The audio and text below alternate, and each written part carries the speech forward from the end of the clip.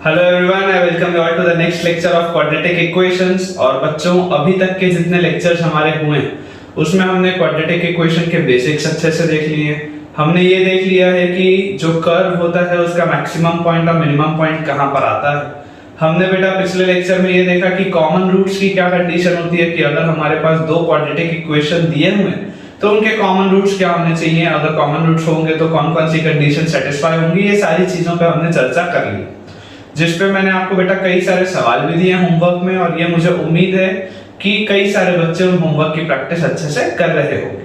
और अगर होमवर्क में बेटा कोई भी डाउट आता है तो कमेंट सेक्शन में आप मुझसे वो चीज पूछ सकते हैं और उसको मैं रिजॉल्व कर दूंगा। आज के लेक्चर में बच्चों हम बात करेंगे रेंज की। आज के लेक्चर में हम बात करेंगे रेंज की। कोई भी अगर हमारे पास इक्वेशन लिखा हुआ है, लीनियर अपॉन लीनियर है या क्वाड्रेटिक अपॉन क्वाड्रेटिक है या क्वाड्रेटिक अपॉन लीनियर है, इस तरीके के जो रिलेशंस होते हैं उनकी रेंज क्या होती है।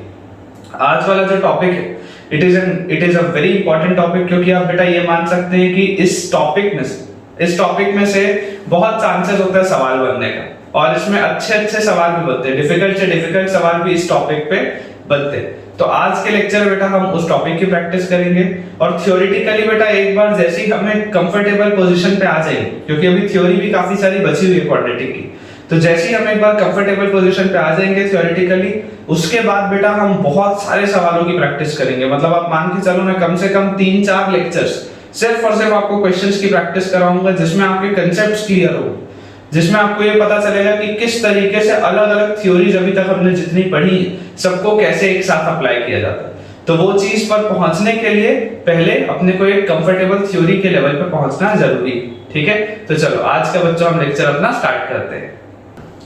तो बच्चों अब देखो, आप में से कई सारे लोगों को ये लग रहा होगा कि सर ये रेंज क्या होता है, रेंज मतलब क्या होता है, हमें क्या पता, रेंज तो हमने पढ़ा नहीं। ये तो 12th में आता है कि फंक्शन के एक डोमेन होता है, रेंज होता है। क्या मतलब है रेंज का? तो रेंज मतलब होता है बेटा कि y जो आपका है वो कौन कौन सी वैल्यूज ले सकता है। बोलने का मतलब है, देखो जैसे अगर मान लो मैं आपके पास एक इक्वेशन लिखता हूं y = x - 3 अपॉन x - 2, ठीक है ना। मान लो अपन, हाँ ठीक सवाल लिखा है, y = x - 3 अपॉन x - 2। अब ये वाला बेटा जो सवाल है, अब अगर इसमें आपको बोला जाता है कि यार आप इसका इस फंक्शन का, अब आप y को fx भी बोल सकते हो, y is a function of x, तो आप y को fx भी बोल सकते हो, वोंट मेक अ डिफरेंस। तो आपसे बेटा बोला जाता है कि जो y है, अगर आपको पूछा जाता है कि इसका रेंज बताओ, इसका रेंज का क्या मतलब, रेंज का मतलब होता है कि y कौन कौन सी वैल्यू ले सकता है, y कौन कौन सी वैल्यू ले सकता है। क्या y सारी वैल्यूज ले सकता है, मतलब कंप्लीट रियल नंबर ले सकता है, या कुछ ऐसी वैल्यूज है जो y नहीं ले सकता। ये चीज होता है रेंज, यही चीज हमको कैलकुलेट करना है। ठीक है, तो देखो ध्यान से अगर बेटा हम देखेंगे, एकदम ध्यान से अगर हम देखेंगे, तो यहाँ पर मुझे एक चीज समझ में आती है। देखो इसमें मैं आपको एक चीज और समझा देता हूँ। जैसे y जो वैल्यूज लेता है उसको रेंज बोलते हैं, वैसे ही x जो वैल्यूज लेता है उसे कहा जाता है डोमेन। उसे क्या कहा जाता है, डोमेन। ये वाली चीज आप क्लास 12 में पढ़ोगे, फंक्शंस में क्लास 12 में भरपूर आएगा बेटा, डोमेन और रेंज निकालने के लिए बहुत सारी चीजें आएगी। x जो वैल्यूज ले सकता है दैट इज कॉल्ड डोमेन, और उसके करेस्पॉन्डिंग y की जो वैल्यूज आ सकती हैं दैट इज कॉल्ड रेंज। ठीक है ना, डोमेन और रेंज का ये कांसेप्ट है, अपना आएगा आराम से। अब सवाल है कि भैया y की आप रेंज बताओ। टॉपिक क्या है, कांसेप्ट ऑफ रेंज है, लीनियर अपॉन लीनियर है, मतलब ऊपर भी एक लीनियर पॉलिनोमियल है, नीचे भी एक लीनियर पॉलिनोमियल, दोनों का डिग्री 1। तो अगर मुझे इसका रेंज बताना है, तो रेंज बताने के पहले बेटा सबसे पहले हम क्या करेंगे, इसका डोमेन डिफाइन करेंगे। हम क्या करेंगे, इसका डोमेन डिफाइन करेंगे। कई सारे बच्चों को लग रहा होगा ना जाने क्या क्या बातें चल रही है, क्या डोमेन क्या रेंज की बात हो रही है, तो घबराओ मत, हो जाएगा, है ना, हो जाएगा। जबरदस्त। देखो डोमेन अगर मैं आपको बोलता हूं डिफाइन करना, तो डोमेन डिफाइन करने का क्या मतलब बेटा, डोमेन डिफाइन करने का मतलब है कि x कौन कौन सी वैल्यू ले सकता है। क्या बोला मैंने, x कौन कौन सी वैल्यू ले सकता है। मैं बेटा तुमको बोलूंगा x सारे के सारे रियल नंबर्स ले सकता है, बस 2 को छोड़ के। सारे के सारे रियल नंबर्स ले सकता है, माइनस मैंने कर्व वाले ब्रैकेट में 2 लिखा है, मतलब सारे के सारे रियल नंबर्स होते हैं, जितने रियल नंबर होते हैं, इनफाइनाइट रियल नंबर होते हैं, सब ले सकते हैं, सिर्फ 2 नहीं ले सकता। 2 क्यों नहीं ले सकता, क्योंकि अगर x 2 हुआ तो ये फंक्शन अनडिफाइंड हो जाएगा। अगर x 2 हुआ तो ये फंक्शन अनडिफाइंड हो जाएगा। यही चीज अपने को समझनी कि x cannot be equal to 2, x cannot be equal to 2, ये नहीं हो सकता, क्योंकि अगर ये हुआ तो फंक्शन मेरा डिफाइंड रहेगा नहीं। अदर देन दैट x सारी की सारी वैल्यूज ले सकते हैं, ठीक है। अब एक बार अगर हमारे पास ये फंक्शन डिफाइंड हो गया, अब इसको सॉल्व करने का तरीका एकदम ध्यान से देखो। मान लो अगर मैं बोलता हूं कि यार ये वाले पूरे टर्म को इधर y से मल्टीप्लाई कर देते हैं, क्या आ जाएगा, y times x - 2 should be equal to x - 3। देखो बेटा, जो मैं मेथड बता रहा हूं मैं हमेशा यही करूंगा, एग्जैक्टली यही करूंगा, और आंसर भी आएगा बिना किसी भी टेंशन के, ठीक है। तो चलो, जैसे ही अपन ने ये चीज लिखी इधर क्रॉस मल्टीप्लाई करके, तो अपने पास आ गया xy - 2y is equal to x - 3, ठीक है। अब हम क्या कोशिश करेंगे बेटा, देखो ये पूरी की पूरी चीज y के टर्म्स में लिखा होता है ना, y की आपने वैल्यू x के टर्म्स में निकाली हुई थी। मैं यहाँ पे आपको बोल रहा हूँ कोशिश करो x की वैल्यू y के टर्म्स में निकालने की। क्या कोशिश करो, x की वैल्यू y के टर्म्स में निकालने की। तो ध्यान से देखो, इसको क्या मैं ऐसा लिख सकता हूँ, xy - x is equal to 2y - 3। ध्यान से देखो, ये -2y वहां गया तो 2y, और ये x यहाँ आया तो -x। x अगर मैं कॉमन ले लूं तो मेरे पास आएगा y - 1 is equal to 2y - 3, या यहाँ पर हम लिख सकते हैं x is equal to 2y - 3 upon y - 1, 2y - 3 upon y - 1, ठीक है। अब आप बेटा मुझको ये सोच के बताओ, जब आपने अपना डोमेन डिफाइन किया था तो मेरे पास तो सिर्फ और सिर्फ x की वैल्यू एक 2 थी जो पॉसिबल नहीं थी। मेरे पास सिर्फ और सिर्फ एक x की ऐसी वैल्यू 2 थी जो पॉसिबल नहीं थी होना, बाकी तो सब हो सकता था, सिवाय 2 के तो सब कुछ हो सकता था। देखो, अगर आप गलती से बेटा x को अगर 2 रख देते, क्यों x 2 नहीं हो सकता मैं आपको बता। देखो, अगर आप गलती से बेटा यहाँ पर x को 2 रख देते तो 2 की वैल्यू किसके बराबर आ जाती, 2y - 3 अपॉन y - 1 के। क्रॉस मल्टीप्लाई जैसे ही आप करते तो क्या आता है, 2y - 2 is equal to 2y - 3, है ना। तो -2 की वैल्यू -3 के बराबर आ जाती। बेटा इसको कहा जाता है मैथमेटिकल अपराध। इसको क्या बोला जाता है, इसे बोला जाता है मैथमेटिकल अपराध। ये बेटा कभी गलती से ही मत कर देना, है ना। ऐसी कोई चीज गलती से ही मत कर देना, नहीं तो ब्लंडर हो जाएगा बहुत गंदा, ठीक है ना। तो चल, अपने पास बेटा एक चीज समझ में आती है कि x की वैल्यू 2 क्यों नहीं होनी चाहिए, क्योंकि अगर x की वैल्यू 2 हुई तो ये चीज आ जाएगी, और ये चीज तो होना पॉसिबल नहीं, इस वजह से x की वैल्यू 2 नहीं। अब अगर बेटा मैं आपको ये बोलता हूं कि x बेटा 2 के अलावा और कुछ भी चलेगा, ये जो x है वो 2 के अलावा और कुछ भी चलेगा, मतलब x हमेशा डिफाइंड है। तो सोच के देखो बेटा, क्या यहां से मैं ये बोल सकता हूं कि y should not be equal to 1, क्योंकि अगर बेटा y की वैल्यू गलती से भी 1 हो गई, तो मेरा x अनडिफाइंड हो जाएगा। x क्या हो जाएगा, अनडिफाइंड हो जाएगा, जबकि मुझको पता है कि x तो हर जगह डिफाइंड है, सारे के सारे x चलेंगे सिवाय 2 को छोड़ के। 2 क्यों नहीं चलेगा हमने देख लिया। तो अगर गलती से y 1 हो गया तो क्या ये x आपके पास अनडिफाइंड हो जाएगा, लेकिन मुझे पता है x तो सब कुछ है, इसका मतलब y की वैल्यू 1 नहीं हो सकती। इसका मतलब क्या है कि y की वैल्यू 1 नहीं हो सकती। तो जो मेरे पास रेंज आएगा बेटा, that can be represented as y belongs to complete real numbers minus 1। y जो है बेटा वो सारे के सारे रियल नंबर्स की वैल्यू ले सकता है। जैसे जैसे x बदलता जाएगा y की वैल्यू बदलती जाएगी, सारे के सारे रियल नंबर्स लेना पॉसिबल है एक्सेप्ट 1। y की वैल्यू 1 नहीं हो सकती, क्योंकि अगर 1 हुआ तो गड़बड़ हो जाएगा। अगर समझ में आया तो थम्स अप करके मुझे कमेंट्स में बता दो। तो देखो बेटा, अगला वाला भी सवाल बिल्कुल सेम कंसेप्ट पे है। मैंने क्या बोला, अपना मेथड हमेशा वही रहेगा। अगर मुझे इसमें रेंज इसका निकालना है, अगर मुझे y का बेटा रेंज निकालना है, तो आप ये सोच के देखो कि x जो होगा, x can be any real number other than 1। x की वैल्यू सिर्फ और सिर्फ 1 नहीं हो सकती बेटा। x की वैल्यू अगर 1 हुई तो गड़बड़ हो जाएगा, है ना, फंक्शन तुम्हारा डिफाइंड नहीं रहेगा। x की वैल्यू 1 तो नहीं हो सकती, 1 के अलावा सब हो सकता है। देखो, जैसे ही आप क्रॉस मल्टीप्लाई करोगे, डायरेक्टली लिख रहा हूं xy minus y is equal to 2x plus 3। और मैंने तुमको क्या बताया कि अगर ये y पूरा का पूरा x के टर्म्स में लिखा है, तो हम कोशिश करेंगे कि x को हम y के टर्म्स में लिख के देखें। ठीक है ना। तो यहाँ से देखो अपने पास आ गया बेटा xy minus 2x is equals to y plus 3, और यहाँ से हमने x कॉमन निकाला, y minus 2 will be equal to y plus 3, or we can say that x is equal to y plus 3 upon y minus 2। ठीक है, जैसे ही बेटा मेरे पास ये चीज आई, जैसे ही बेटा मेरे पास ये वाली चीज आ गई, अब आप ये देखो कि x मेरा, अगर x मेरा बेटा 1 हुआ, गलती से अगर x मेरा 1 हुआ तो y माइनस 2 की वैल्यू y प्लस 3 के बराबर हो जाएगी, और अगेन माइनस 2 और 3 बराबर आ जाएगा, जो कि पॉसिबल नहीं है, मैथमेटिकल अपराध है बेटा, पॉसिबल नहीं। तो x तो 1 नहीं हो सकता, ठीक है। अच्छा x उसके अलावा सारी की सारी वैल्यूज ले सकता था, x उसके अलावा तो सब जगह डिफाइंड था। इसका मतलब क्या है कि अगर मेरे को x को हर जगह डिफाइंड करवाना है, मतलब कि y should not be equal to 2, y की वैल्यू 2 नहीं हो सकती, क्योंकि अगर y की वैल्यू 2 हो गई तो मेरा x अनडिफाइंड हो जाएगा।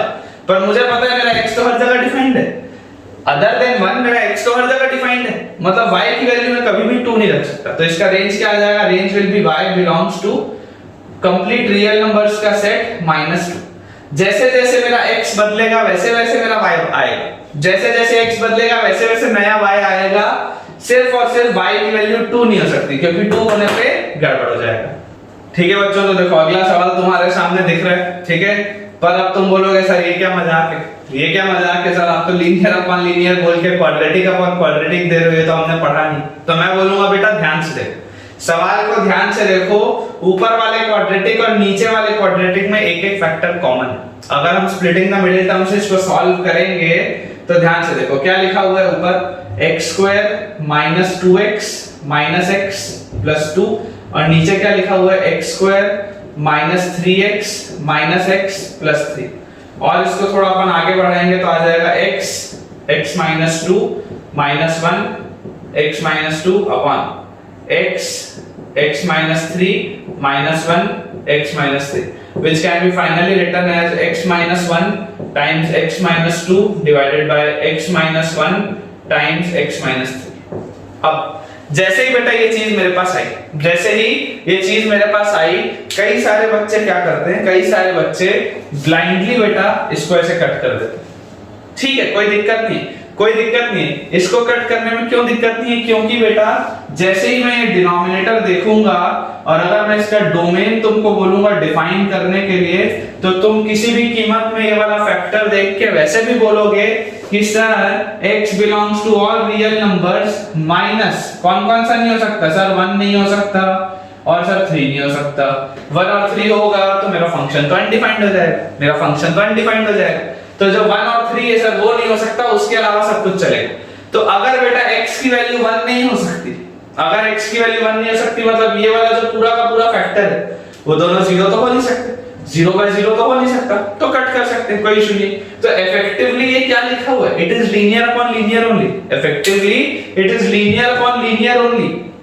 तो इसको बोलो मैं कैसे लिख सकता हूं, मैं इसको लिख सकता हूं बेटा y is equal to x minus 2 upon x minus 3, y is equal to x minus 2 upon x minus 3। And again बेटा इसको जब मैं सॉल्व करूंगा तो देखो क्या करूंगा, xy minus 3y, same pattern है, xy minus 3y should be equal to x minus 2, और ये जो y को मैंने x के टर्म्स में लिखा था, अब मैं x को y के टर्म्स में लिखने की कोशिश करूंगा, तो xy minus x should be equal to 3y minus 2, और x कॉमन लेके I can say y minus 1 should be equal to 3y minus 2, और x should be equal to 3y minus 2 upon y minus 1। ये चीज है, ये चीज आ गई। अब बेटा जैसे ही ये चीज आई, जैसे ही मेरे पास ये चीज आई, देखो तुमने बोला सर x तो 1 नहीं हो सकता, x तो 1 नहीं हो सकता, और सर x की वैल्यू 3 भी नहीं हो सकती, x की वैल्यू 1 नहीं हो सकती और x की वैल्यू 3 भी नहीं हो सकती। देखो ध्यान से, तो रख के देखो, अगर आप बेटा x की वैल्यू 1 रखोगे, if x is equal to 1, ध्यान से देखो, तो अगर बेटा आप x की वैल्यू 1 रख रहे होगे तो आपके पास क्या आ जाएगा, 1 is equal to 3y minus 2 upon y minus 1, ठीक है। और यहां से बोलो क्या आ जाएगा अपने पास, y minus 1 should be equal to 3y minus 2। देखो ध्यान से, y minus 1 should be equal to 3y minus 2, या इसको बेटा हम लिख सकते हैं -2 यहाँ आएगा तो ये 1 आ जाएगा, है ना, 2 minus 1 1 आ जाएगा, और उधर से लग गया तो ये आपके पास आ जाएगा 2y, ठीक है। और यहाँ से बेटा अपने पास आ जाएगा y is equal to half। ये तो सर अलग चीज आ गई, ये तो अलग चीज आ गई। x की वैल्यू 1 रखने पे y हाफ आ जा रहा है, x की वैल्यू 1 रखने पे y हाफ आ जा रहा है। इसका मतलब क्या है? इसका मतलब ये x तो 1 हो नहीं सकता था, x तो 1 हो नहीं सकता था, ये तो हो नहीं सकता था, ये भी हो नहीं सकता था, ये भी हो नहीं सकता था, मतलब y की वैल्यू हाफ नहीं हो सकती। y की वैल्यू हाफ नहीं हो सकती बेटा। यहाँ पर देख के, सवाल देख के ऐसा नहीं लगता कि y की वैल्यू हाफ कटेगी, लेकिन y की वैल्यू हाफ नहीं हो सकती। अगर y की वैल्यू हाफ हो गई तो गड़बड़ हो जाएगा। ठीक है ना?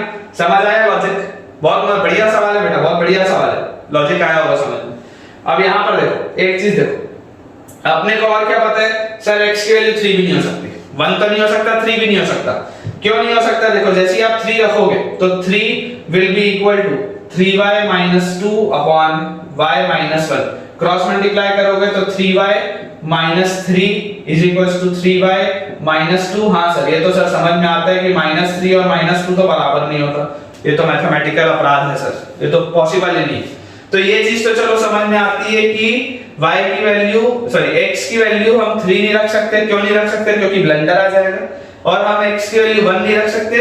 तो अगर हम x की वैल्यू 1 नहीं रख सकते तो इससे एक जो y की वैल्यू बेटा कैंसिल आउट हुई, which is a very important step, वो कौन सा हुआ? हाफ। और ये जो इक्वेशन मेरे सामने लिखा हुआ, इस इक्वेशन को देख के भी तो मुझको दिखाई दे रहा है कि यार अगर मेरा x हर जगह डिफाइंड था सिर्फ ये दोनों वैल्यूज को छोड़ के, मतलब किसी भी कीमत में y की वैल्यू 1 पॉसिबल नहीं है।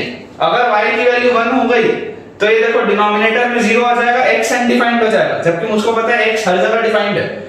अदर देन 1 एंड 3 x हर जगह डिफाइंड है, मतलब मुझको y ≠ 1 भी बोलना पड़ेगा। इसका मतलब क्या है? इसका बेटा मतलब ये that the range is y belongs to complete real numbers minus कौन सा? y की वैल्यू हाफ नहीं हो सकती और y की वैल्यू 1 नहीं हो सकती। तो आपको बेटा हाफ भी हटाना पड़ेगा और आपको बेटा 1 भी हटाना पड़ेगा, उसके अलावा सब कुछ होगा। It is a very good question.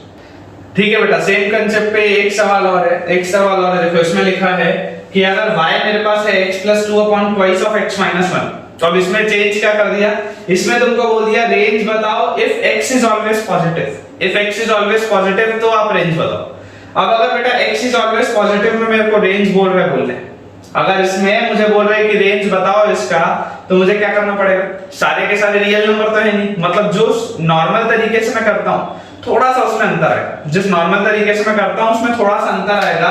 देखो अप्रोच वही है, स्टार्टिंग अप्रोच वही है बेटा। इसमें मैं क्या करूंगा कि y को मैं मल्टीप्लाई कर दूंगा ट्वाइस ऑफ x - 1 से, एंड मैं बोल दूंगा इसकी वैल्यू है x + 2 के बराबर। और जैसे इसको मैं सॉल्व करूंगा मेरे पास आएगा twice of xy - y is equal to x + 2। और मैं क्या करता हूं, अगर x के टर्म्स में y लिखा हुआ है तो अब मैं y के टर्म्स में x लिखने की कोशिश करूंगा। मतलब मैं बोलूंगा कि twice of xy - x should be equal to y + 2।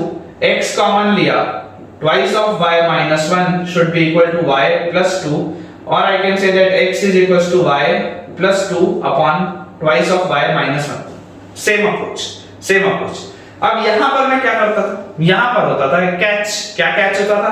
Catch ये होता था कि सर अगर आपको इसमें देखना है रेंज, अगर मान लो ये कंडीशन नहीं लिखी होती तो आप इसमें क्लियर बोल सकते थे कि y की वैल्यू हाफ नहीं हो सकती और x की वैल्यू भी हाफ नहीं हो सकती, क्योंकि x की वैल्यू हाफ पे तो डिफाइंड नहीं होगा। अगर हम डोमेन देखेंगे इसका, तो डोमेन अगर हम बेटा देखेंगे तो एक चीज तो समझ में आती है कि x is not equal to half. x is not equal to half. अगर आपको बोला जा रहा है x सारे के सारे पॉजिटिव नंबर है तो ठीक है, 0 से बड़े सारे नंबर चलेंगे, लेकिन हाफ नहीं चलेगा, क्योंकि हाफ होते ही बेटा ये फंक्शन अनडिफाइंड हो जाएगा। ये बात तो समझ में आती है। अब जैसे ही मैं यहां पर देखो, अगर x की वैल्यू मैं हाफ रखता, अगर बेटा मैं x की वैल्यू यहां पे हाफ रखता तो 2y से 2y कैंसिल आउट हो जाता। आप सॉल्व करके देखते हो, मैथमेटिकल ब्लेंडर हो जाता उसके बाद वापस। तो x की वैल्यू हाफ तो नहीं आएगी, रख के देख लेना, जैसे ही रखोगे 2y कैंसिल आउट हो जाएगा। अब अगर x की वैल्यू हाफ नहीं आएगी तो ठीक है, अभी इसका हम जो रेंज बोलते हैं, इसका रेंज अगर जनरल सवाल होता, अगर जनरल सवाल होता, ये पॉजिटिव कुछ नहीं दिया होता, तो जनरल सवाल में तो सर हम इसमें बोल देते कि ठीक है भाई y belongs to all real numbers minus half, मैं तो ये बोल देता।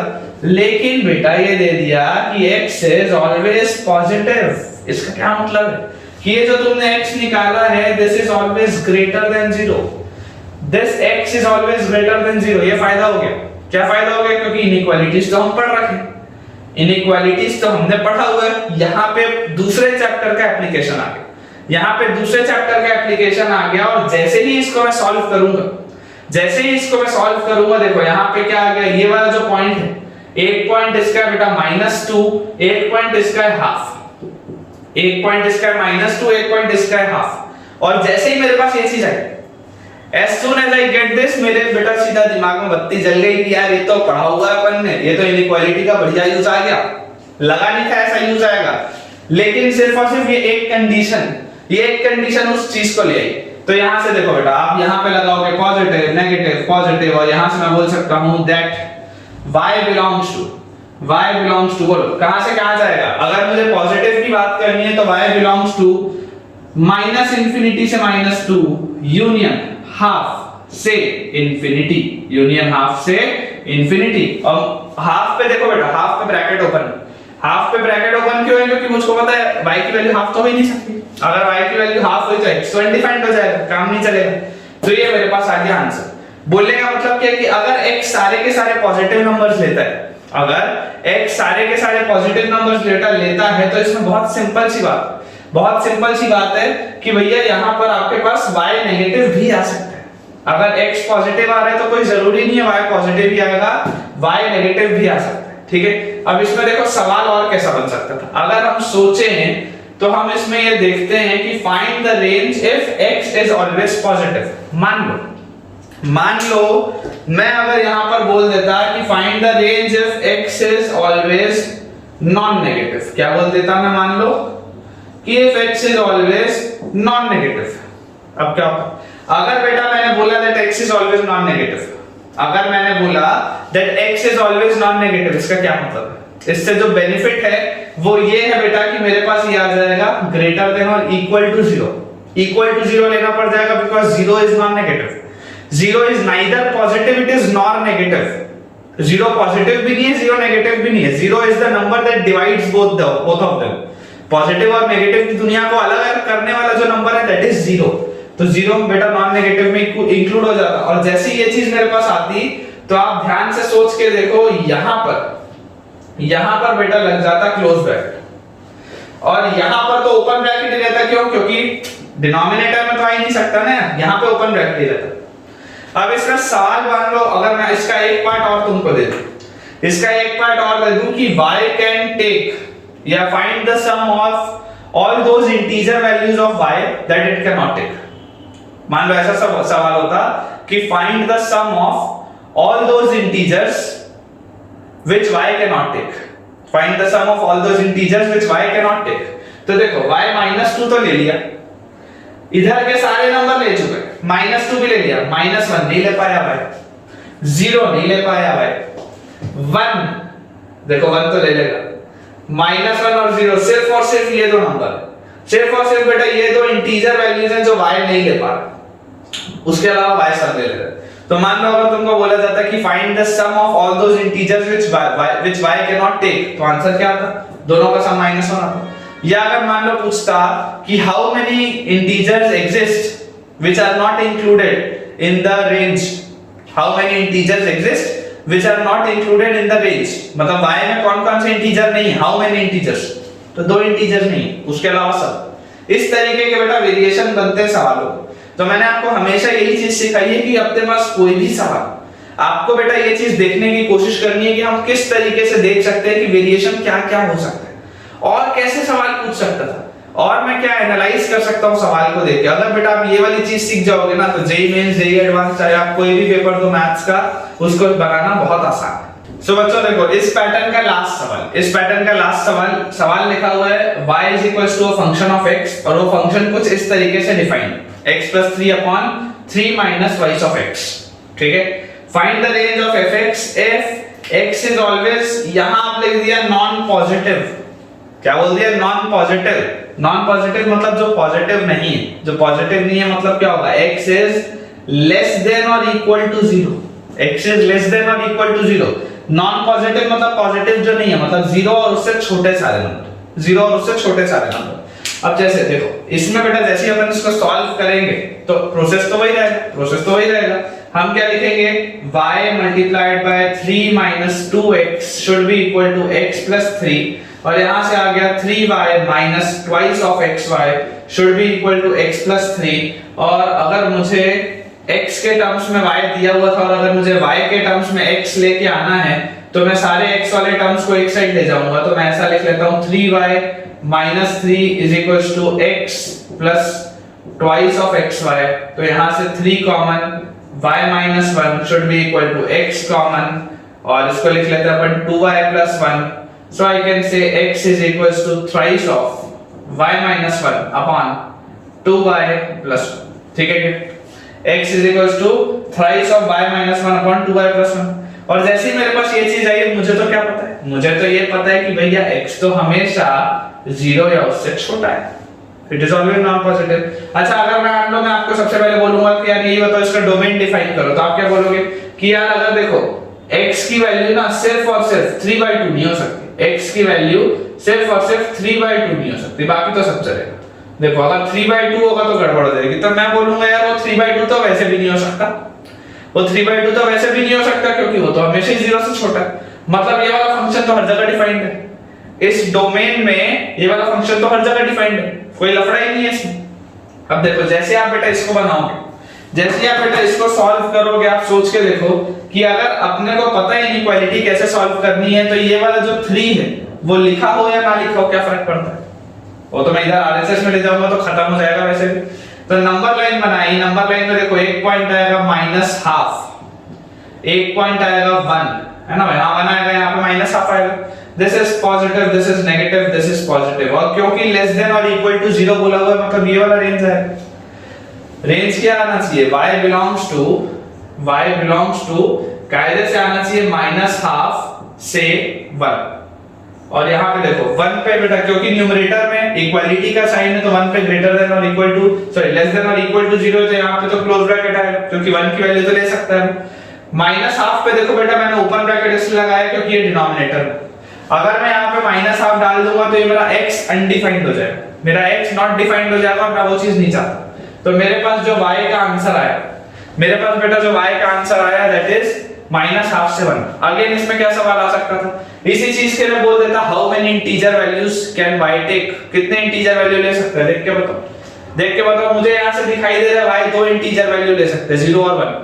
y जो है बेटा वो 2 इंटीजर वैल्यू ले सकते हैं, 0 और 1, 2 इंटीजर वैल्यू। देखो जैसे ही आप y को 0 बोलोगे तो y को आप बेटा 0 बोलोगे तो x प्लस 3 की वैल्यू 0 आ जाएगी, ये वाला टर्म उधर जाएगा तो x की वैल्यू आ जाएगी -3 इस डोमेन में। आप बेटा y को बोलोगे 1 तो 1 जैसे बोलोगे तो देखो कितना आ जाएगा, 3 - 2x की वैल्यू x प्लस 3 के बराबर आ जाएगी। यहां से मैं बोल सकता हूं कि 3x की वैल्यू 0 के बराबर आ जाएगी, x की वैल्यू 0 के बराबर आ जाएगी, 0 भी included because it is non positive, तो 0 भी इंक्लूडेड, तो 1 भी आ गया और आपके पास y की वैल्यू 0 भी आ गई, दोनों पॉसिबल। तो एक ये सवाल हो गया। या मान लो सवाल आ सकता है कि find the sum of all the possible integer या इंटीग्रल वैल्यूज ऑफ y, क्या आ जाएगा भाई, सबका सम क्या आ जाएगा, 0 + 1 क्या होता है, 1 होता है। इस तरीके का कोई भी वेरिएशन आ सकता है, ठीक है। अब बेटा अगर हमने लीनियर अपॉन लीनियर के काफी सारे सवाल बना लिए और हमने सब में कुछ ना कुछ ऑब्जर्व किया, तो जो कंक्लूडिंग रिमार्क है बेटा लीनियर अपॉन लीनियर का, वो क्या है, the remark is that the range of linear upon linear, the range of linear upon linear can never be complete real numbers.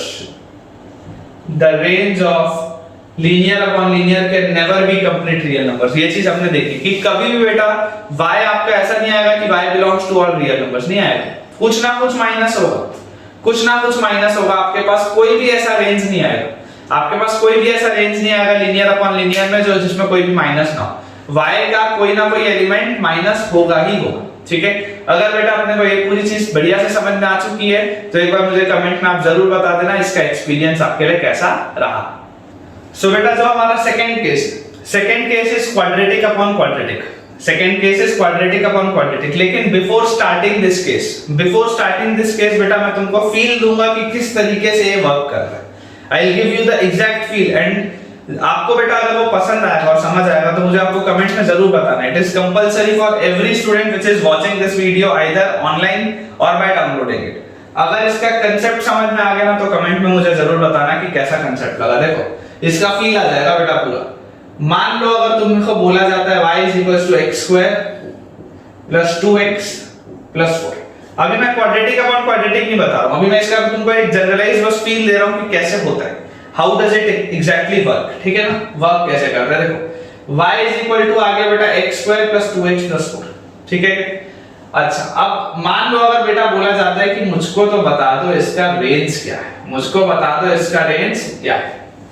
ठीक है, अब बेटा मैं ध्यान से अगर सोचूंगा तो मैं बोलूंगा सर रेंज मतलब तो होता है y की वैल्यू। रेंज मतलब तो क्या होता है, y की वैल्यू। अच्छा अगर y की वैल्यू ही निकालनी है तो यार इस क्वाड्रेटिक को देख लेता हूं, पैराबोला कहां से कहां जा रहा है। भाई रेंज होता है y की वैल्यू, मतलब अगर मैं इस क्वाड्रेटिक को देख लूं कि ये क्वाड्रेटिक कहां से कहां जा रहा है तो रेंज आ जाएगा। As simple as that. तो यार मेथड 1 तो यार हमको आता है। मेथड 1 में तो क्या है कि इसको क्वाड्रेटिक को अपन ऐसा बना लेते हैं कि सर इसको ना आप ऐसे लिख लो x² + 2x + 1 और +3। इस 4 को 1 + 3 लिख लो और इसको सर आप बोल दो x + 1 का होल स्क्वायर + 3। ठीक है ना, तो सर अपने को तो ये चीज पता है कि x तो सारे के सारे रियल नंबर ले सकता है, इसमें तो कोई दिक्कत ही नहीं है। x belongs to all real number, domain तो अपने को पता है, कोई दिक्कत ही नहीं है। तो सर इसमें तो अपने को क्लियर दिखाई देता है कि सर इसकी जो मिनिमम वैल्यू होगी, भाई पैराबोला जो भी होगा ऐसा ही होगा ना, पैराबोला तो ऐसा ही होगा। तो इसकी सर मिनिमम वैल्यू जो भी होगी दैट विल बी कितना, -1। x की वैल्यू -1 रखूंगा तो ये पूरा का पूरा परफेक्ट स्क्वायर मेरा 0 हो जाएगा और y की वैल्यू आ जाएगी 3। मतलब कायदे से बोलने का मतलब ये है कि ये वाला जो कोऑर्डिनेट होना चाहिए this should B -1,3। This should B -1,3। कैसे मैंने बोला, चलो और समझाता हूं, रुक जाओ और समझाता हूं। देखो सबसे पहले इस क्वाड्रेटिक को एनालाइज करते हैं। मेरे को बताओ इसका डिस्क्रिमिनेंट क्या है। इसका डिस्क्रिमिनेंट क्या है, b² - 4ac। तो b² तो मतलब आ गया 2 का स्क्वायर -4 a1 है c4 है। अरे भाई साहब ये तो अपने को समझ में आ गया, 4 में से 16 गया, -12 बचा भाई। This is less than 0। Discriminant तो 0 से छोटा है। अब अगर डिस्क्रिमिनेंट 0 से छोटा है इसका मतलब ये कर्व तो कुछ ऐसा होगा, कर्व तो कुछ ऐसा होगा। बोलने का क्या मतलब है बेटा कि इसमें, बोलने का क्या मतलब है कि ये वाला जो कर्व है बेटा, इस कर्व का इस x एक्सिस से कोई भी लेना देना नहीं। इस कर्व का इस x एक्सिस से कोई भी लेना देना नहीं। तो अगर मैं आपको बोलता हूं कि बेटा मुझको आप ये बताओ कि ये पूरे के पूरे क्वाड्रेटिक का मिनिमम वैल्यू क्या है, तो इस क्वाड्रेटिक को मैंने इस फॉर्मेट में लिखा और इस फॉर्मेट में लिखने के बाद अगर मैं बोलता हूं कि सर इसका जो मिनिमम वैल्यू होगा, क्योंकि इस तरीके का पैराबोला है ना, माउथ ओपनिंग अपवर्ड्स पैराबोला है, तो इसमें कोई ना कोई मिनिमम आएगा क्योंकि कोएफिशिएंट ऑफ x² पॉजिटिव है। तो मैं आपको इसमें बोलूंगा कि भाई आप अगर आपको इसका मिनिमम वैल्यू निकालना है तो आप इस परफेक्ट स्क्वायर को मिनिमम कर दो। भाई 3 तो कांस्टेंट है ना यार, 3 को मैं कैसे छेड़ सकता हूं, 3 को तो छेड़ ही नहीं सकते। डिस्टर्ब तो इसको किया जा सकता है x + 1 का होल स्क्वायर को, क्यों, क्योंकि ये तो वेरिएबल। तो परफेक्ट स्क्वायर की मिनिमम वैल्यू क्या होती है, 0 होती है, क्योंकि perfect square is always non negative. तो या तो वो पॉजिटिव होगा या वो 0 होगा, और तो हो ही नहीं सकता। तो यार इसको अगर मुझे 0 बनाना है तो मैं x को रख दूंगा -1। x तो सारे रियल नंबर ले सकता है ना, मैं x को रख दूंगा -1। तो जैसे ही बेटा मैंने x को -1 रखा, जैसे ही मैंने x को -1 रखा, ये वाला परफेक्ट स्क्वायर हो गया 0 और ये परफेक्ट स्क्वायर बेटा जैसे ही 0 आया तो आप मुझको एक चीज बताओ कि y की वैल्यू, ये y की वैल्यू मिनिमम कितनी आ जाएगी, 3 आ जाएगी। वही तो लिखी है यहां पे। और कौन से x पे आई, -1 पे आई। इसको चेक करने का और तरीका क्या है, इसको बेटा चेक करने का एक तरीका और है कि हमको पता है कि किसी भी क्वाड्रेटिक का मिनिमम वैल्यू कहां पे निकलता है। मिनिमम वैल्यू का कोऑर्डिनेट क्या होता है, -b/2 है, -d/4 है। मतलब अगर मैं बोलूं कि इस क्वाड्रेटिक का मेरे को मिनिमम वैल्यू बताओ तो तुम क्या बोलोगे, सर -d/4 लगा लो। -d/4 मतलब क्या होता है, 4ac - b²/4 है। -d/4 मतलब क्या होता है, 4ac - b²/4 है। तो सर आप लिख लो ना directly 4ac - b² bye 4a, ऐसा लिख लो। और जैसे सर आप ऐसा लिखोगे तो आपके पास आएगा, देखो 4 4 जो 16, 16 में से 4 गया तो बचा 12, 12 डिवाइडेड बाय 4 करोगे तो सर 3 आएगा। अरे वही तो लिखा है, ये जो मैंने मिनिमम वाला पॉइंट लिखा है वही तो लिखा है। तो बोलने का मतलब क्या है कि y की यार मिनिमम वैल्यू तो ये है 3 है। और इसके बाद क्योंकि पैराबोला ऐसा बन रहा है, क्योंकि पैराबोला ऐसा बन रहा है तो क्या मैं ये बोल सकता हूं कि y belongs to close bracket 3 से लेकर के इंफिनिटी तक, 3 से लेकर के इनफाइनाइट तक y कुछ भी हो सकता है, 3 से लेकर के इनफाइनाइट तक, क्योंकि ये पैराबोला तो बढ़ेगा ऊपर, नीचे तो जा नहीं सकता, तो 3 से इनफाइनाइट तो कुछ भी हो सकता है। तो यार ये मेथड 1 तो अपने को समझ में आता है, ये तो अपन ने पढ़ा हुआ है, इसमें कौन सी बड़ी बात है। लेकिन अब बेटा देखो एकदम तुमको मजा आ जाएगा जब मैं तुमको बताऊंगा मेथड 2। जब बेटा मैं तुमको बताऊंगा मेथड 2 तुमको मजा आ जाएगा, गारंटीड, गारंटीड मजा आएगा, ठीक है। और लाइक बेटा सब लोग करोगे उसको, ये भी मुझे पता है। तो देखो जैसे बेटा ये अपने को चीज समझ में आई, तो ये वाली चीज करते ही, ये वाली चीज जब करते ही बेटा मैं क्या बोलूंगा कि let us approach this question from a different point of view, from a different point of view. ऐसा लिखते हैं कि ये वाले y को उधर ले जाते हैं, ये वाले y को उधर ले जाते हैं, तो equation will be x² + 2x + 4 - y = 0। ऐसा हो जाएगा। क्या किया मैंने, इसको मैंने x² + 2x + 4 वैसे ही रहने दिया, y को घुमा के वहां ले गया तो एक साइड 0 बन गया। समझ में आती है बात। अच्छा मैं बोलता हूं कि यार इसको ना तुम बेटा कंसीडर करो, consider this to be a quadratic in x, consider this to be a quadratic in x।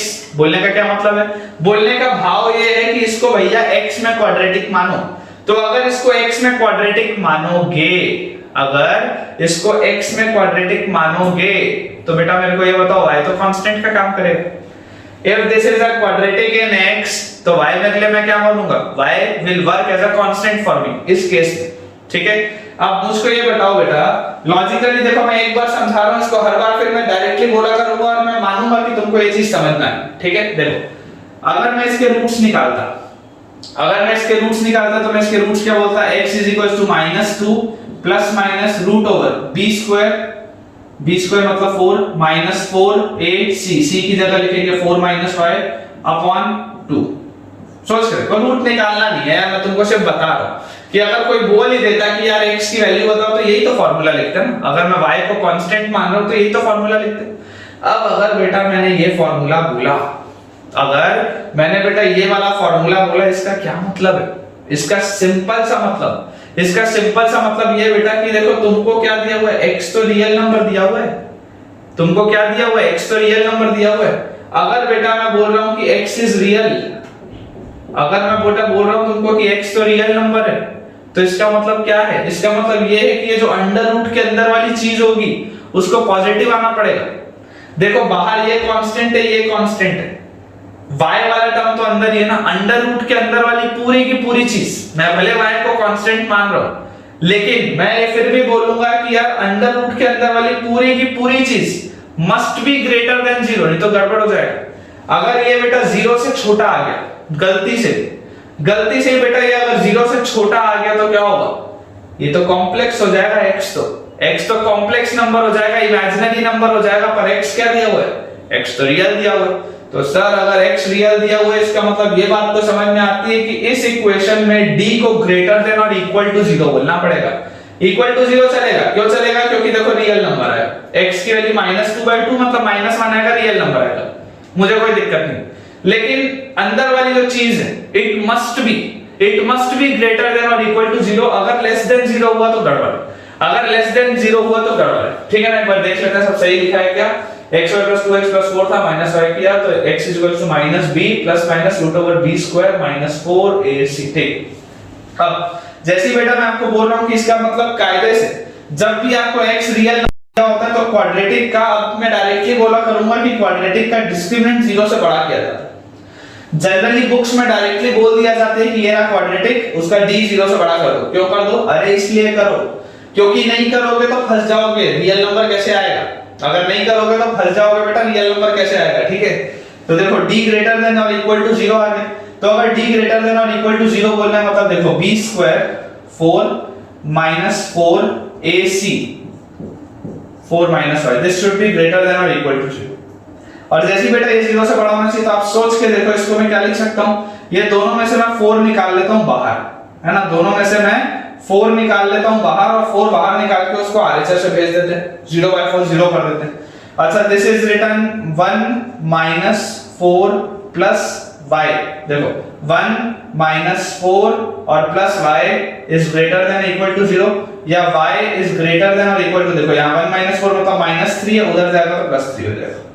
y should be greater than or equal to 3, ठीक है क्या, y should be greater than or equal to 3, इसका क्या मतलब है कि अगर y हमेशा 3 से बड़ा होना चाहिए, तो क्या मैं ये बोल सकता हूँ y belongs to close bracket 3 से infinity greater than equal to है, इसलिए क्लोज ब्रैकेट, तो वही तो आंसर निकला था, बोलो आंसर तो वही निकला था, मेथड 1 से भी वही आया, मेथड 2 से भी वही आया, और मेथड 2 क्या है, खतरनाक मेथड है, this is smart, this is smart method, ये चीज वर्क करेगी, क्वाड्रेटिक अपॉन क्वाड्रेटिक में ये चीज वर्क करेगी, इसमें हालत खराब हो जाएगी, इसमें हालत खराब हो जाएगी, लेकिन ये वाली चीज वर्क करेगी। और मैं हर बार बेटा, हर बार मैं इसी अप्रोच से तुमको बोलूंगा, और अपने को जो लॉजिक समझना है, लॉजिक क्या समझना है कि अगर मैंने क्वाड्रेटिक बना ली x में, अगर मैंने x में क्वाड्रेटिक बना ली, और अगर तो x रियल नंबर मुझको बोला गया, इसका सिंपल सा मतलब ये है कि डिस्क्रिमिनेंट को तो भाई साहब 0 से बड़ा करना पड़ेगा, नहीं तो हालत खराब, नहीं तो गड़बड़ हो जाएगा, क्योंकि अगर ये डिस्क्रिमिनेंट बेटा 0 से छोटा हुआ, अगर ये डिस्क्रिमिनेंट 0 से छोटा हुआ तो x तो इमेजिनरी हो गया, पर x तो रियल दिया हुआ है, इसलिए ये करना है, इसलिए ये चीज करनी है। बुक्स में डायरेक्टली बोल देता है कर लो, क्यों कर लो कोई नहीं बोलता, क्यों कर लो कोई नहीं बोलता, इसलिए करना रहता, ठीक है ना। अगर बेटा ये समझ में आया, वीडियो लाइक करना भी कंपलसरी है, और मुझे कमेंट्स में आपको बताना है कि आपको दोनों मेथड में से बेटर कौन सा लगा और क्यों, ठीक है बेटा। तो देखो एक सवाल अपने सामने बोर्ड में लिखा हुआ है, क्वाड्रेटिक अपॉन क्वाड्रेटिक, है ना, this is quadratic upon quadratic, दोनों में कोई भी लीनियर फैक्टर कॉमन नहीं है बेटा, कटेगा कुछ नहीं, this is quadratic upon quadratic, ठीक है। अब बेटा जब भी हमें क्वाड्रेटिक अपॉन क्वाड्रेटिक सॉल्व करना होता है, सबसे पहले अपने को क्या करना है, डोमेन डिफाइन करना है। अगर डोमेन लिखा नहीं हुआ है तो डोमेन डिफाइन करना पड़ेगा, मुझको पता होना चाहिए कि ये फंक्शन कहां पे अनडिफाइंड हो जाता है, ठीक है। तो देखो अगर मैं इस क्वाड्रेटिक का डिस्क्रिमिनेंट बोलूं, अगर मैं नीचे वाले क्वाड्रेटिक का आपको डिस्क्रिमिनेंट बोलूं, तो वो क्या होगा, b स्क्वायर मतलब कितना आ जाएगा, 3 का स्क्वायर, तो 9 माइनस 4ac, तो ये चीज तो समझ में आती है कि डिस्क्रिमिनेंट तो 0 से छोटा है, डिस्क्रिमिनेंट तो बेटा इसका 0 से छोटा है, इसका मतलब क्या है, इसका मतलब ये है कि इसके रूट्स तो है ही नहीं, और देखो x स्क्वायर का कोफिशिएंट क्या है, पॉजिटिव, x स्क्वायर का कोफिशिएंट क्या है, पॉजिटिव है, मतलब क्या है कि जो नीचे वाला क्वाड्रेटिक है, नीचे वाला क्वाड्रेटिक तो कुछ इस तरीके का ग्राफ बनाएगा, नीचे वाला क्वाड्रेटिक क्या मैं ये बोल सकता हूं, this will be always positive, ये जो नीचे वाला क्वाड्रेटिक है this will be always positive, है ना। ये सब अपने को एनालाइज करना है बेटा, सारी की सारी चीज अपने को एनालाइज करनी है, नीचे वाला quadratic will be always positive. अब अगर ये नीचे वाला क्वाड्रेटिक मैं देख सकता हूं d लेस देन 0 था, ऐसा कर्व था, ऑलवेज पॉजिटिव है, मतलब कि क्या है कि यार ये फंक्शन डिफाइंड है हर जगह, इस फंक्शन को कोई लेना देना नहीं है, कोई दिक्कत नहीं है, for all x belonging to real number this function is defined, for all x belonging to real number this function is defined, कोई दिक्कत नहीं है, कोई दिक्कत नहीं आएगा, ठीक है ना, क्योंकि डिनोमिनेटर तो हमेशा ही पॉजिटिव। पंगा कहां पे आता है, पंगा हो जाता है जब डिनोमिनेटर 0 हो जाता है, तब दिक्कत आती है, ठीक है। चलो अब अप्रोच जैसा लीनियर में था वही करना है बेटा, रामबाण वही है, अलग अलग मेथड नहीं पढ़ने, जो मैंने लीनियर में बोला वही चीज मैं तुमको इसमें भी बोल रहा हूं, ध्यान से देखो। जैसे तुम इसको क्रॉस मल्टीप्लाई करोगे, तुम इसको जैसे करोगे, देखो y multiplied by x square plus 3x plus 4 should be equal to x square minus 3x plus 4।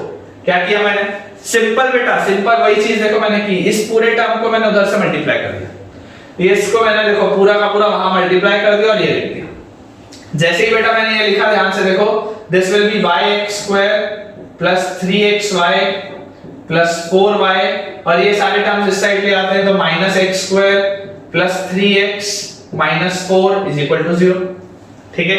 और यहां से देखो अगर मैं फिर वही बोलूंगा, x belonging to real number लिखा था तो क्वाड्रेटिक किस में बनेगा, x में क्वाड्रेटिक बनेगा, x में अगर मेरे को इसको क्वाड्रेटिक बनाने का है तो मैं लिखूंगा x स्क्वायर ब्रैकेट में y माइनस 1, देखो ये वाला टर्म और ये वाला टर्म, ठीक है, प्लस x यहां से और यहां से अगर x कॉमन निकलेगा तो आएगा 3y प्लस 3, ठीक है क्या? और देखो फिर आ जाएगा कांस्टेंट टर्म में ये 4y माइनस 4, क्योंकि अगर मैं इसको x स्क्वायर में, अगर मैं इसको x में बेटा क्वाड्रेटिक बोल रहा हूं तो मैं y वाले टर्म को अपने लिए एज अ कांस्टेंट अभी मान के चलूंगा। तो ये अपने पास आ गया इक्वेशन। अब ये जो क्वाड्रेटिक है, ये जो क्वाड्रेटिक है, इस क्वाड्रेटिक के अगर रूट्स रियल हैं, अगर x belonging to real number है, इसका मतलब क्या d greater than equal to 0 होता है या नहीं होता? बोलो d ग्रेटर देन और इक्वल टू 0 होता है या नहीं होता? अभी सिखाया, यहां पे सिखाया था। डायरेक्टली बोलूंगा बेटा, बार-बार नहीं समझाऊंगा कि कैसे रूट्स निकलेंगे और क्यों होना चाहिए। ये होना चाहिए, ये होना चाहिए मैं मानता हूं। पर ये भी चीज करने के पहले, ये वाली भी बेटा चीज करने के पहले ध्यान लगाना पड़ेगा। कैसे ध्यान लगाना पड़ेगा? मैं बोलूंगा सर इसमें तो ये y-1 भी लिखा हुआ है आगे, y-1 लिखा हुआ है, तो अगर सर y की वैल्यू 1 हो गई तो ये क्वाड्रेटिक ही नहीं बचेगा। अब बोलो, तो देखो मैं आपको ये बोलता हूं बेटा कि अगर ये चीज अपने सामने लिखी हुई है, अगर अपने को ये क्वाड्रेटिक अपॉन क्वाड्रेटिक लिखा हुआ है बेटा, तो सबसे पहला जो मैं आपको स्टेप करके बोलूंगा ना, करने जो बोलूंगा उसमें मैं ये बोलूंगा कि ज्यादा बेटर होगा कि आप देखो, अगर यहां पर बेटा देख के अपने को दिखता है कि अगर y की वैल्यू 1 हुई, अगर यहां पर अपने को बेटा देख के लगता है कि अगर y की वैल्यू 1 हुई तो गड़बड़ हो सकता है कुछ, तो एक बार उसको चेक कर लेते हैं। अगर आपको यहां पे लगता है कि y की वैल्यू 1 होने पे कुछ गड़बड़ हो सकता है तो उसको अपन चेक कर लेते हैं। देखो जैसे आप y की वैल्यू 1 रखोगे, ये चीज करने के पहले अपन यहां देख लेते हैं, जैसे हम y की वैल्यू 1 रखेंगे तो बताओ क्या आ जाएगा? x square multiplied by 1 minus 1 तो 0 plus x multiplied by y की वैल्यू 1 रखा तो 3 प्लस 3 6 प्लस y की जगह मैंने 1 रखा, y की जगह अगर मैं बेटा मैंने 1 रखा तो 4 माइनस 4 0 और इज इक्वल टू 0 आता है, ठीक है क्या? तो यहां से क्या आया? 6x की वैल्यू बेटा आई अपने पास 0 और x की वैल्यू अपने पास यहां से आ गई 0। x की वैल्यू अपने पास क्या आ गई? 0 आ गई। देखो अगर x की वैल्यू तुम 0 रखोगे, अगर तुम x की वैल्यू 0 रखोगे तो यहां पर देखो y की वैल्यू 1 आ जाती। अच्छा x की वैल्यू 0 रखने में कोई दिक्कत नहीं, x की वैल्यू 0 रखने में कोई दिक्कत नहीं क्योंकि वो फंक्शन डिफाइंड है। x की वैल्यू 0 रखने में कोई दिक्कत नहीं। देखो कुछ भी ब्लंडर नहीं आया बेटा, कुछ भी ऐसा नहीं आया जिसको मैं मैथमेटिकली अपराध बोल सकता हूं। आप ये चीज सोचो, अगर आप x की वैल्यू को 0 रखोगे, अगर आप x की वैल्यू को 0 रखोगे तो y की वैल्यू 1 आ जाएगी। कोई ब्लंडर थोड़ा है, 2 = 3 1 = 4 ऐसा कुछ छोड़ना है, ये तो एक्सेप्टेबल है क्योंकि मैंने बोला हुआ है कि x तो कोई भी रियल नंबर हो सकता है, तो दिस इज एक्सेप्टेबल, कोई दिक्कत नहीं। y की वैल्यू 1 चलेगी, y की वैल्यू 1 चलेगी क्यों? क्योंकि x = 0 तो हो सकता है। अच्छा अगर मान लो y की वैल्यू 1 से बड़ी है या छोटी, अगर y की वैल्यू बेटा 1 से बड़ी है या छोटी है, तो ये वाला जो भी आपके पास इक्वेशन होगा, ये वाला बेटा जो भी आपके पास इक्वेशन होगा, मुझको आप एक सिंपल सी चीज बताओ कि क्या मैं ऐसा बोल सकता हूं क्या कि भाई अगर ये वाला पूरा का पूरा मेरे पास जो रिलेशन है, if y is not equal to 1, if y is not equal to 1 है ना, अगर 1 था तो ये था, if y is not equal to 1 तो ऐसा करते बेटा ये वाला जो पूरा रिलेशन है ना, इसको y-1 से डिवाइड कर देते। क्यों कर रहा हूं मैं बता, क्यों मैंने बोला y-1 से डिवाइड कर देते हैं मैं बता। अगर मान लो मैं इसको y-1 से डिवाइड करूंगा तो मैं अब लिख सकता हूं इसको x² plus x into 3y plus 3 upon y-1 और plus 4y minus 4 upon y-1, ठीक है क्या? और ये पूरी चीज को अपन लिख देते हैं 0। अपन ने दोनों साइड क्या किया? y-1 से डिवाइड कर दिया। क्यों डिवाइड मैंने बोला करना, क्यों मैंने y-1 से डिवाइड करने बोला? क्योंकि बेटा मेरे को अलग-अलग केसेस में देखना पड़ेगा। अगर मैं y-1 से आपको डिवाइड करने नहीं बोलूंगा तो देखो प्रॉब्लम क्या आएगा? प्रॉब्लम बेटा ये आएगा कि अगर तो मान लो y 1 से बड़ा है, अगर y 1 से बड़ा है तो ये जो मैंने x में क्वाड्रेटिक बनाया इसका कर्व ऐसा आना चाहिए, ठीक है। अगर मान लो मैंने y को बोला 1 से छोटा है तो इसका कर्व ऐसा आना चाहिए, ठीक है। अच्छा दोनों ही केसेस में डिस्क्रिमिनेंट को तो 0 से बड़ा ही लेना है, दोनों ही केसेस में डिस्क्रिमिनेंट को तो 0 से बड़ा ही लेना है, मतलब रूट्स तो एग्जिस्ट करते हैं। तो इसमें क्या होगा बेटा, देखो जब आप सॉल्व करोगे ना, तो अगर आप बोलोगे कि यार सर एक बार मैं y को 1 से बड़ा लेके सॉल्व करते हैं, तब तुम d > 0 का आंसर निकालोगे। फिर इसका जो आंसर आएगा उसमें देखोगे कि y से 1 से बड़ी जो वैल्यू है उसको लो, फिर तुम y < 1 लेके निकालोगे, फिर वही सेम आंसर आएगा। तो टेक्निकली फंसने का चांस रहता है। टेक्निकली उसमें फंसने का चांस रहता है कि भाई y equals y less than 1 से भी निकाला, लेस देन 1 से भी निकाला तो फिर इसको सॉल्व करूंगा, इनइक्वालिटी तो वही बनेगी, और वही बनेगी तो फिर 1 से लेस देन वाले को मैं आंसर दूं। अभी हो सकता है कई सारे बच्चों को समझ में नहीं आ रहा होगा, कई सारे बच्चे कैच नहीं कर पा रहे होंगे, लेकिन बेटा आप अगर इस वीडियो को 2-3 बार और देखेंगे ना, या कुछ सवालों को बनाने के बाद और देखेंगे, तो आप उसको समझ पाएंगे, आप तब उसको अप्रिशिएट कर पाएंगे कि मैं आपको क्या समझाना चाह रहा हूं और क्या बोलना चाह रहा हूं। ठीक है, तो ये वाली चीज को करने से बचने से अच्छा है, ये वाली चीज को करने से बचना अपने लिए ज्यादा अच्छा है। तो y - 1 से अपन ने डिवाइड कर दिया, क्या फर्क पड़ता है यार, y तो देखो ना 1 के इक्वल नहीं है ना, y अगर 1 के इक्वल नहीं है तो मैं y - 1 से डिवाइड कर देता हूं। डिवाइड करने से फायदा क्या हुआ, x² का कोफिशिएंट पॉजिटिव बन गया, और अगर मेरे पास x² का कोफिशिएंट बेटा पॉजिटिव बना, अगर बेटा मेरे पास x² का कोफिशिएंट पॉजिटिव बना, अब दिक्कत नहीं, अब तो कर्व ऐसा ही होगा और इसका d > 0 ही होगा। भाई ये जो मेरे पास कर्व बनेगा, इसका कर्व ऐसा ही होगा, और क्योंकि x रियल नंबर है तो इसका d > 0 ही होगा। यहां पे भी देखो बेटा, आप ये 4y - 4 लिखा हुआ है, ठीक है ना, और y - 1 से अपन ने इसको डिवाइड किया तो 4y - 4 लिखा हुआ है। तो देखो अगर अपन 4 कॉमन ले लें, अगर अपन 4 कॉमन ले लें बेटा बाहर, तो ये क्या चीज आ गई, y - 1 by y - 1 cancel out हो जाएगा ये तो। ठीक है, यहां पर भी देखो आप 3 कॉमन ले लो, आप इसमें 3 बाहर कॉमन ले लो, तो आपके पास ये लिखा है y + 1 by y - 1, और ये पूरी चीज।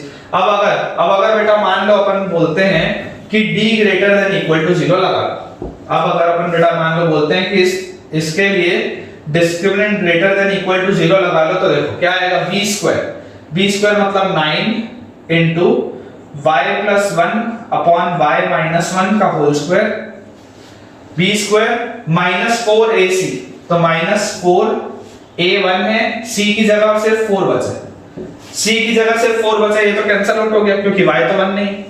दिस शुड बी > 0, ठीक है क्या। और जैसे बेटा अपने पास ये चीज आ गई, तो इसको अब बताओ अपन कैसे लिख सकते हैं, ध्यान से देखना, ये 4 को, इस 4 को अपन लिख सकते हैं 4 का स्क्वायर, ठीक है क्या। इस तरीके का मैंने काम बेटा किया है पिछले लेक्चर में। ये जो 9 है, ये जो 9 है बेटा, जब वो स्क्वायर के अंदर जाएगा तो क्या बन के जाएगा, 3 बन के जाएगा, मतलब मैं यहाँ पे लिख सकता हूँ 3y + 3, तभी तो देखो दोनों 3 कॉमन आता तो 3² बाहर अपन ने 9 लिखा। अच्छा इसमें एक चीज और देखो, अपन इसको लिख सकते हैं 3y + 3 का होल स्क्वायर माइनस, देखो ये 4 का स्क्वायर है और ये y - 1 का स्क्वायर है, जब आप एलसीएम लोगे तो क्या आएगा, 4y - 4 का होल स्क्वायर आएगा, ठीक है ना, और अपॉन y - 1 का whole square, this should be > 0, ठीक है क्या। और जैसे ये चीज आई तो देखो ऊपर बेटा क्या लिखा हुआ है, a² - b² लिखा है, अपन इसको यहां सॉल्व कर लेते हैं, यहां पे थोड़ी जगह है। a² - b² अगर ये अपने को दिखाई देता है तो क्या होता है, a² - b², a - b * a + b, तो देखो a - b तो -4y + 4, a - b multiplied by a + b जैसे मैं करूंगा तो आ जाएगा 3y + 3 प्लस, और b की जगह हम लिख लेंगे 4y - 4, ठीक है क्या। और डिनोमिनेटर देखेंगे बेटा, तो डिनोमिनेटर में तो लिखा हुआ है y - 1 का whole square, and this complete thing is > 0। तो यहां से बेटा देखो अपने पास क्या आ गया, ये 3y में से 4y गया तो आया -y, 3 और 4 आ गया सम 7, उसके बाद 3y और 4y आ गया 7y, 3 में से 4 गया तो आ गया -1 अपॉन y - 1 का होल स्क्वायर शुड बी > 0, ठीक है। अब देखो इसमें से अपन ऐसा कर लेते हैं, ध्यान से देखो, ये -y + 7 ना, -y + 7 को क्या मैं y - 7 लिख सकता हूं क्या, माइनस साइन कॉमन लेके y - 7 लिख सकता हूं क्या। और अगर मैं माइनस साइन इधर कॉमन लिया हूं और उसको RHS में भेजूंगा तो जो > 0 लिखा हुआ था वो <= 0 हो जाएगा, ठीक है ना। इनइक्वालिटी में इतना अपन ने पढ़ा है बेटा। तो यहां से देखो अपने पास आ गया पॉइंट्स कौन कौन से आ गए, इधर से आएगा 1/7, इधर नीचे से आएगा 1 और ऊपर से आएगा 7, और ये आ गया पॉजिटिव। अब 7 पे देखो क्या है, 7 पे ऑड पावर है तो यहां नेगेटिव, फिर 1 पे देखो बेटा क्या है, 1 पे आपके पास इवन पावर है तो यहां पर भी नेगेटिव, और 1/7 पे बेटा देखो क्या 1/7 पे ऑड पावर है तो यहां पे पॉजिटिव, ठीक है क्या। तो यहां से देखो अपने पास अगर ये पूरी चीज आ रही, अगर अपने पास बेटा ये पूरी चीज आ रही है तो अपने पास y का आंसर क्या है, y बिलोंग्स टू आ जाएगा बेटा अपने पास क्लोज ब्रैकेट 1/7 से 7 आ जाएगा क्या, y बिलोंग्स टू 1/7 से 7। और इसके हिसाब से अगर मैं आंसर देखूंगा इस नंबर लाइन के हिसाब से, तो मुझे बेटा इसमें से 1 को सब्ट्रैक्ट करना पड़ेगा। अगर इस नंबर लाइन के हिसाब से मैं आंसर देखूंगा तो मुझको 1 को सब्ट्रैक्ट करना पड़ेगा। क्यों सब्ट्रैक्ट करना पड़ेगा? क्योंकि 1 तो डिनोमिनेटर में, तो इक्वालिटी वाली चीज नहीं आ सकती। लेकिन बेटा हमने जब y 1 अलग से रख के देखा, देखो y यहां से मैं आपको समझाता हूं, y यहां पर 1 क्यों नहीं आ रहा?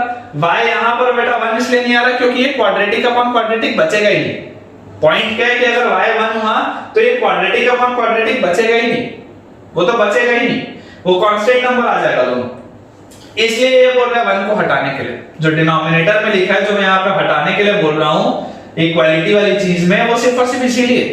अदरवाइज देखो, आप जब y को जब अपन ने अलग से केस देखा था y 1 का, तो अपन ने क्या पाया था बेटा कि जब अलग से केस है y 1 का, तो उसमें तो भाई ये तो सेटिस्फाइड है ना, उसमें तो ये सेटिस्फाइड है। इसका मतलब क्या है कि जो फाइनल आंसर होगा बेटा, फाइनल आंसर होगा उसमें मैं y 1 को भी इंक्लूड करूंगा। क्यों करूंगा? क्योंकि y 1 वाला मैंने केस देख लिया है कि वो सेटिस्फाई करता है, वो उस चीज को जस्टिफाई करता है, प्रॉब्लम नहीं है उसमें।